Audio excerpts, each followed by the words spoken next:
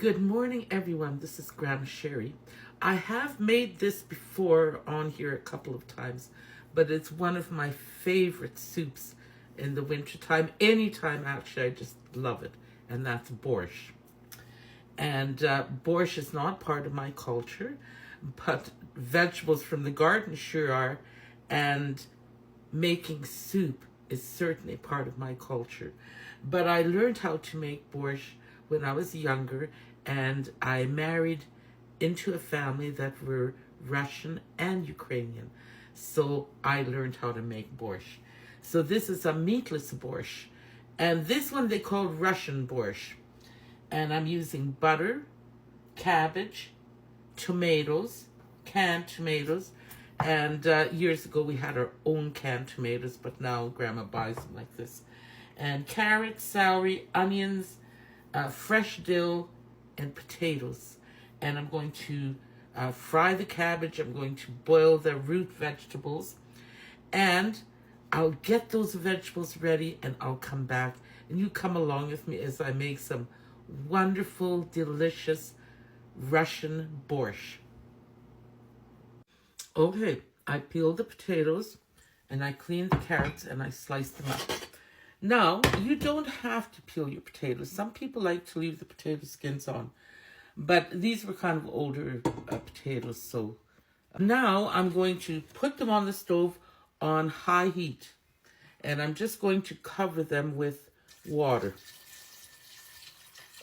Just till they're covered nicely. Good. And I'll turn them on high. Put that on high. And hold on a minute.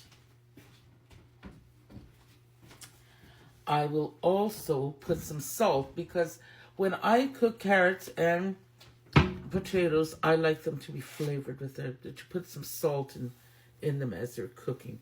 So I'll put about that much salt, which is probably just a little bit more than a teaspoon there. And I'll put the cover on and let it cook. And now I'll get the next part of it ready where I slice my onions and celery and my cabbage. And I'll use a knife. I do not use a chopper or anything. I don't know. I just enjoy doing it like this.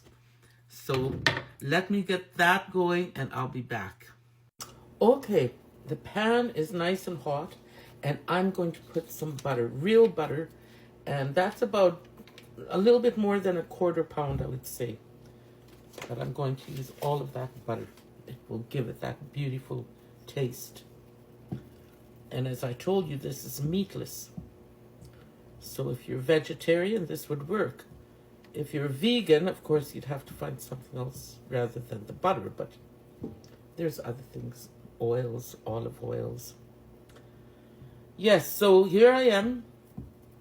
I'm going to fry the onions and the celery. Now, I chopped up one medium onion and a smaller onion. The onion gives so much flavor. So I'm putting that in to my pan. You hear it sizzle. And then I washed, and you need to wash celery very good. And I washed them and I sliced them up, and I have 4 stalks of celery in here. And they will go in there as well. And let me stir this up. And I did just check my potatoes and carrots just after I had chopped everything. It doesn't take long for them to cook, and they are cooked. So I turned them off, and they are ready for the next step. And the next step is to add all this wonderful fried celery and onions and cabbage into the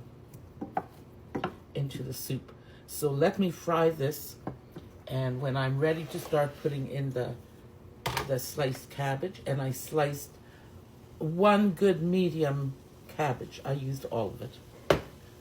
So let me put you just on pause and I'll be right back. And there's my celery and my onions, and they're softening up. So now I'm going to put my cabbage in. So just put it in by handfuls like that. And cabbage cooks down pretty fast. So I'll just keep putting. That's one of the favorite memories I had as a child growing up and watching my grandmother make soup. Once a day she made soup, and it was always a great big surprise. And my grandmother didn't have the tools that we have nowadays. In the summertime, she sat outside by the open fire and cooked. And all she had was a pot and a lid. And many of the times she'd take the lid, you know, from the pot, and she'd cut her vegetables on there. She always had a good knife and on there. She didn't have a cutting board or even bowls to put the food in. She just had the pot. Of course, she had a great big bowl for making bannock, and that was always wonderful. All on the open fire. It was wonderful. Now, as I'm frying this cabbage, I'm just going to keep on adding more cabbage. So let me get this fried up. There, all the cabbage is in there, and I'm frying it. And now what I'm going to put in there is that fresh dill that I had. Now I always wash it, and then here it is. I'm putting it all in. I always believe it's the dill that makes this dish so wonderful, or this soup. The dill and the cabbage. It's beautiful. And I'm going to put some salt in. The salt kind of draws the moisture out of the cabbage. I won't put lots and lots. And pepper. I like peppers, so I'll put that much pepper in. I always tell people when my grandmother made soups, a lot of times she didn't even put salt in. So here it is.